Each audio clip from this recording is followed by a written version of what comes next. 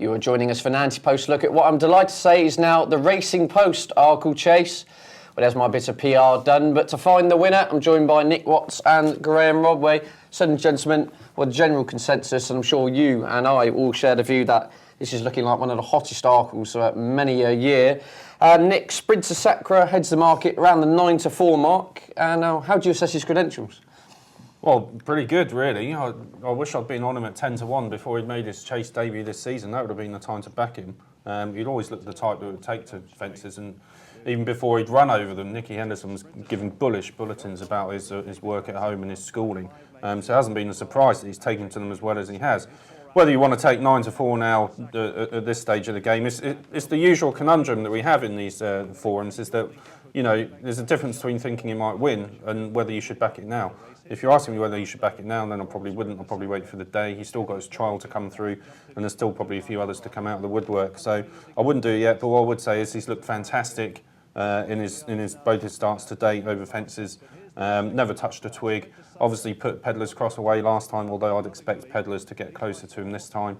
The only query in my mind, if you rewind to the Supreme Novices last season, I'm sure most people would have noted that he travelled like supremely well, like the best horse in the race for a very long way, and then got outgunned up the hill, not just by Spirit Sun, but by Alpha Off as well.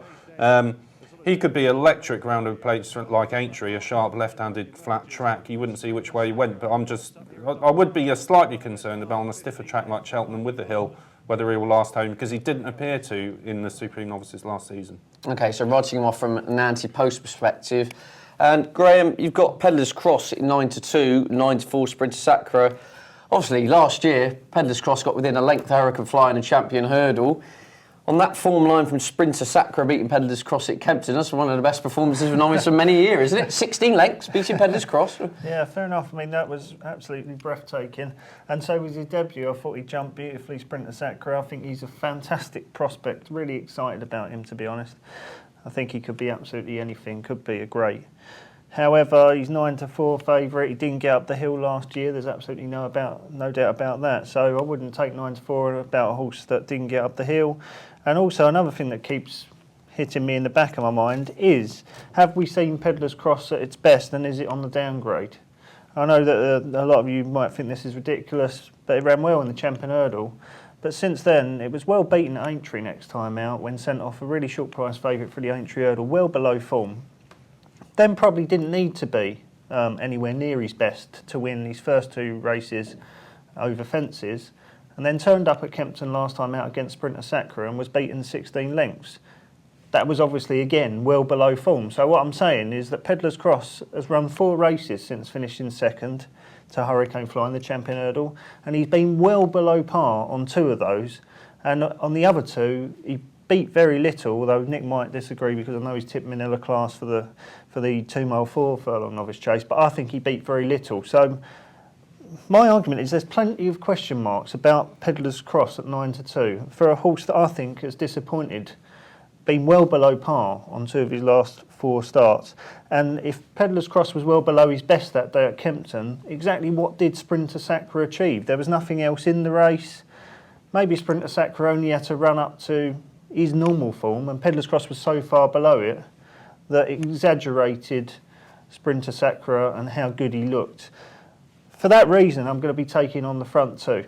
OK, so you're ignoring both of those. Nick, now you're in the pro Pedlar's camp here. At the end of the day, he always runs a great race at Cheltenham, and Donald McCain, judging by his comments in the paper today, is confident he can get him spot on for that day in March. Yeah, I do take on board what G-Rod said about him. You know, you look at that Champion Hurdle run, and has he run anywhere near that since? But, you know, and you can always find excuses for horses, but I think it is genuine probably that he went to Aintree last season. He was a bit over the top. He was wired for that Cheltenham run. That was the one run that mattered. And he did get closer to... He was the only horse in that race to give Hurricane Fly a race. Yeah, I mean, he was beaten a long way by Sprinter Sacra last time. But, you know, another point to make about that, that's the very first time in this country that he's actually run right-handed. All his wins have come at like places, Haydock, Bangor, Cheltenham. And I don't think he enjoyed it. You could tell from quite a long way out. I know he did hit the first quite badly, but you could tell from quite a long way out that he wasn't travelling like he normally does. He was hanging left-handed, and I think he was itching to get back the other way round.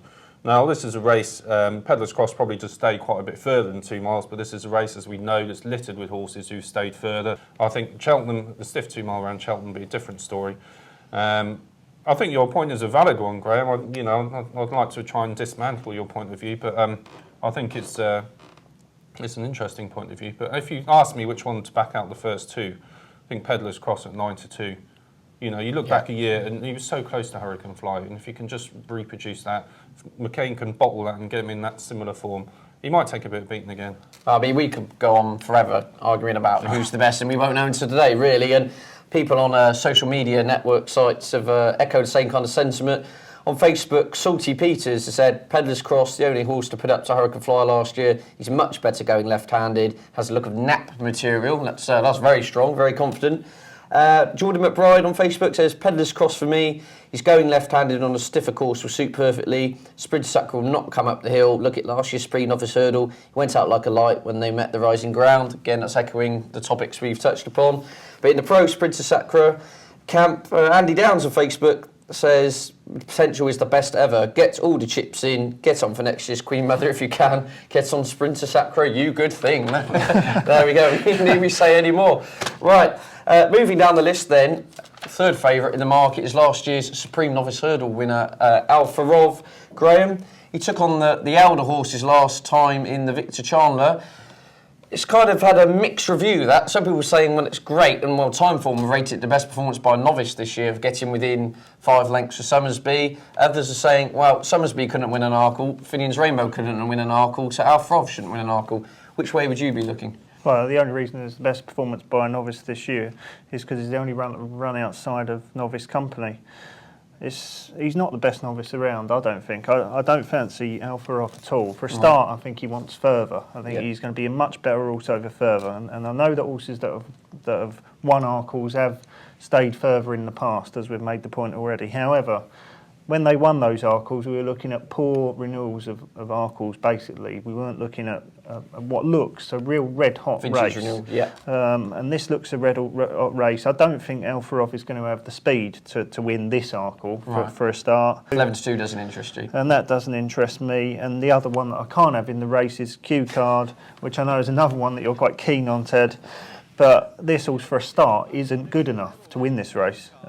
It's nowhere near this lot on hurdles. Your Sprinter Sacre, your Pedlar's Cross, your Alfa Rov, your Minoras were better hurdlers than Q Card.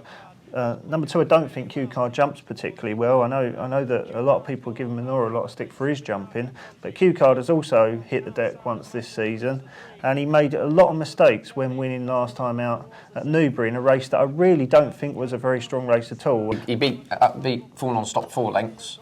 Alfa Rov beat him half a length, and he's twice the price of Alfa Rov. So. Yeah, but I just don't think that, for a start, I don't think Alfa Rov can win it, and I don't think Alfa Rov was anywhere near his best to beat 4 Non-Stop that day at Sandown, but you still beat him. And that race just fell apart. Q Card just turned up, and he, to be fair to him, went out in front, and he did what he had to do. He still didn't jump that well, but he won. However, I just don't think he's good enough. Okay, so my 40-1 Ante-Post on Q Card's got no chance. I'm going to tear that slip up as soon as we come off air.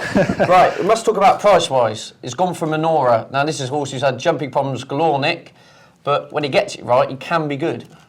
He can be good, and like we mentioned before, I think you have to take account of what Tom Seagal said, because he's on a great run, and he's pulled big ones out of the bag before, like Captain Chris last season. 16-1 for a previous Supreme Novice Hurdle winner. Again, I can't quite see it myself. For me, this horse has been disappointing ever since he ran flat race in the Champion Hurdle last season when he was well fancied. So is Pedlar's Cross, though. Pedlar's Cross ran a much better race in last season's Champion Hurdle than Minora did.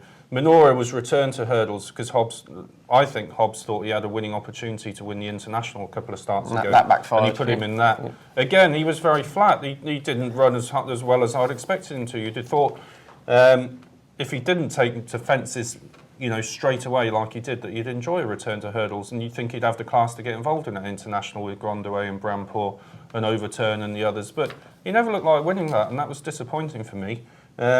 He fell last. He didn't get round last time out, which isn't going to help him at all. I really struggle to see this because for me, he's not the same horse that lit up his novice season when he won at Kempton on Boxing Day and then went to the Supreme Novices and won again. I was very disappointed with him in the champion hurdle last season. He's not done much since then to persuade me that he's back to the horse that we thought he might be at one stage. So you're against him, but Graham, tell me why he can win. You're in the pro camp at 16 to 1. Well, the shrewdy that I am, I've already backed him at 9 to 1. So I think he's a great bet at 16 to 1. For me, he's done very little wrong. I know a lot of people are making a big deal about his jumping, but let's make this point. A lot of these novices are not fantastic jumpers. And Menorah at 16 to 1 doesn't jump very well. I'm not pretending it's a good jumper, but the one thing I will say is when Menorah hits it on a stride, he can be breathtaking, which gives me the potential, shows me that he's got the potential to develop into a very good jumper.